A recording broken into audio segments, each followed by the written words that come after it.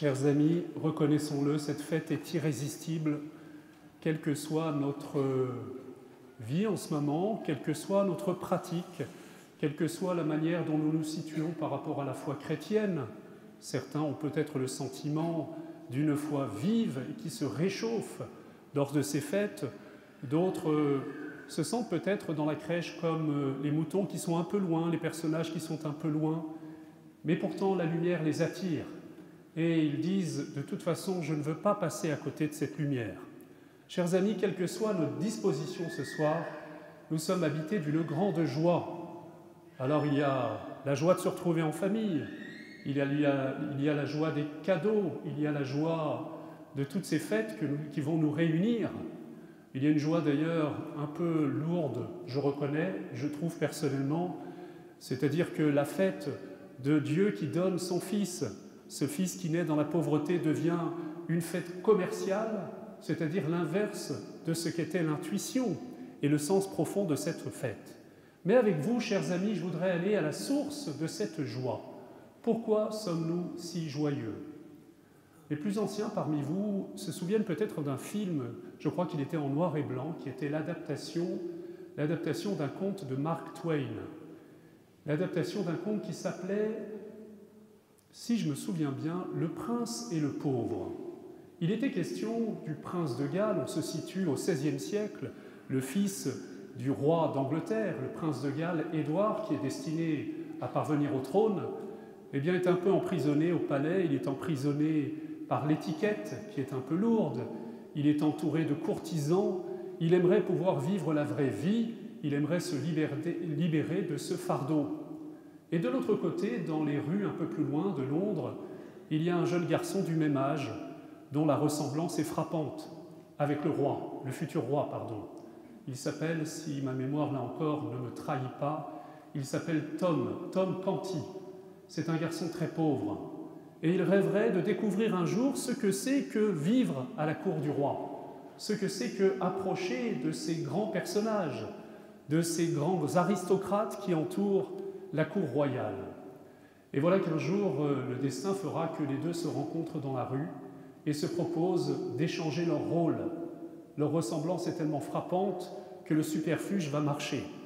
Alors je vous laisse découvrir, si ça vous intéresse, la suite de l'histoire. Mais je pense que ce conte est d'une inspiration profondément chrétienne. Il nous dit quelque chose du mystère que nous vivons. Il est un roi qui, depuis la création du monde, dans l'endroit le plus céleste, celui qui est entouré de la cour des séraphins, des chérubins, de toutes les créatures spirituelles qui sont invisibles aux hommes, il est un roi, un fils de roi en réalité, qui de toute éternité est entouré d'une cour céleste, glorieuse. Si nous entrevoyions ce mystère, nos yeux seraient brûlés, frères et sœurs.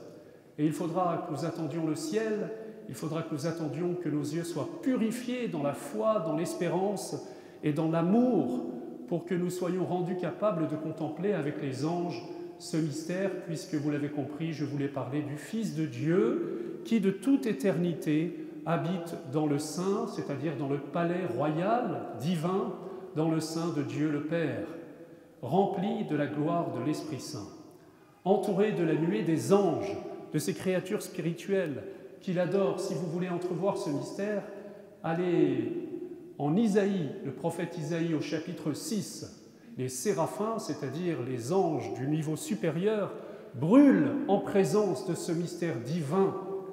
Ils se crient les uns aux autres « Saint, Saint, Saint !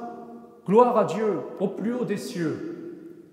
Et voilà que de l'autre côté, un homme, un fils aussi, à l'image de l'autre, il lui ressemble étrangement, reste sur terre et il a plombé plus bas que terre depuis que, au jour du péché originel, eh bien, il a quitté la condition qui était la sienne, la grâce d'être ami de Dieu, la grâce d'être fils de Dieu.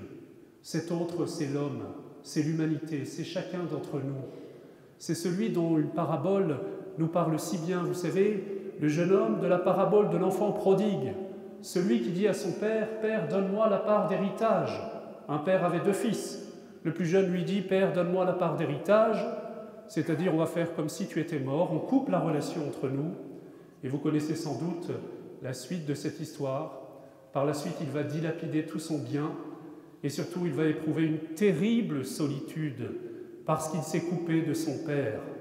Et vous avez compris que lorsque Jésus raconte cette parabole, il nous parle de l'aventure de l'humanité. Il nous parle de chacun d'entre nous.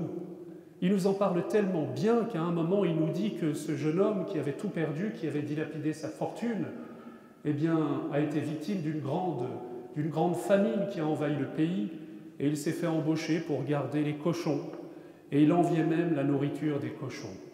C'est une manière de nous dire que l'homme, lorsqu'il s'est séparé de Dieu, eh bien, descend plus bas que le niveau humain.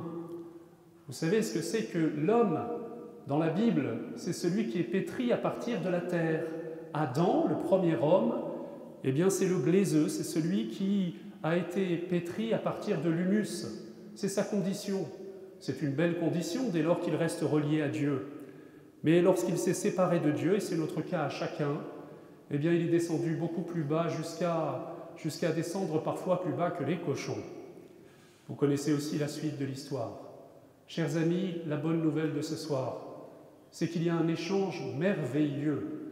Le Fils unique de Dieu le Père, celui qui habite la gloire céleste, celui qui est honoré par les anges, n'a pas supporté que son petit frère, c'est-à-dire nous, celui qui lui ressemble comme un frère, puisqu'il a été créé à son image, il n'a pas supporté qu'il se perde loin de Dieu le Père. Alors il a proposé à son Père de descendre sur terre et d'échanger les rôles. C'est de cela qu'il s'agit ce soir, frères et sœurs. Le Fils unique du Père, le Fils de la gloire, lorsqu'il apparaît dans le monde, vous l'avez entendu dans l'Évangile, Auguste, César Auguste et règne sur tout l'univers, ce n'est pas à Rome qu'il apparaît. Et puis, à Jérusalem, il y a des grandes personnalités, ce n'est pas non plus à Jérusalem, c'est à Bethléem. Alors Bethléem, pour ceux qui connaissent, Bethléem, c'est le village d'où est venu David, le premier roi d'Israël, celui dont devait descendre le Messie. Mais il va naître dans la ville de David, loin des palais d'or, il va naître dans l'humilité la plus extrême. Imaginez-vous que lorsque Dieu vient sur terre, il est entouré d'un bœuf, d'une âne, il est dans une mangeoire, et il n'y avait pas de place pour lui dans la salle commune. Frères et sœurs, c'est ça le mystère de Noël. C'est l'immensité de grandeur de Dieu qui s'abaisse jusqu'à prendre la dernière place.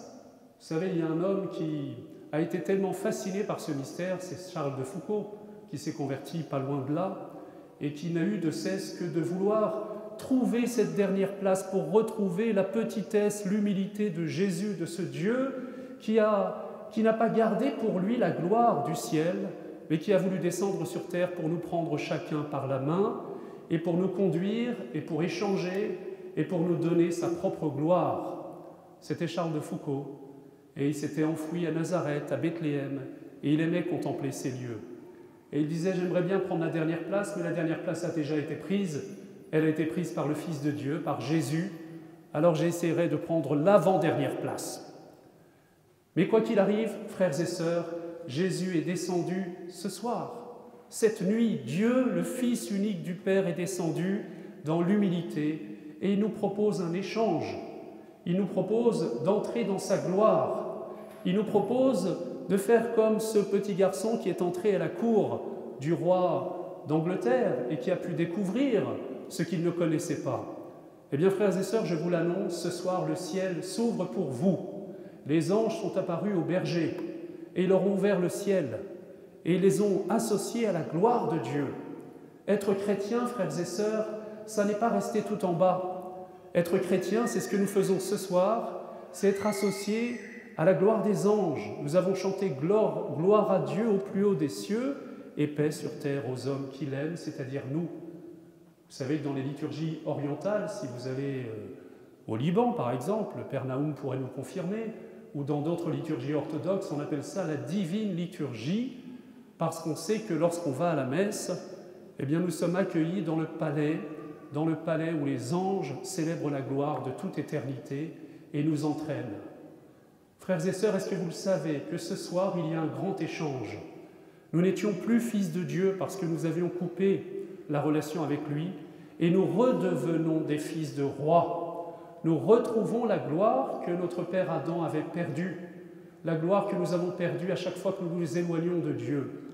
Pour cela, il faut accepter simplement d'ouvrir la porte de notre cœur à Jésus, le remercier pour cet échange et entrer dans la gloire qui est la sienne, devenir des fils et des filles du Père. Ne vous endormez pas ce soir après votre réveillon sans avoir remercié Dieu le Père, sans lui avoir dit « c'est inouï, mais je peux t'appeler mon Père, mon Papa, mon Abba », comme disait Jésus. Je suis contemporain, je suis introduit dans la grande cour des anges qui me célèbrent, qui s'émerveillent autour de moi et qui m'entraînent dans leur louange, comme il le faisait avec le Fils unique du Père. Vous ne trouvez pas que c'est beau quand même? Alors je vous propose, pour qu'on entre bien dans ce mystère, qu'on rechante le chant des anges, mais de tout notre cœur, de toute notre force. Gloria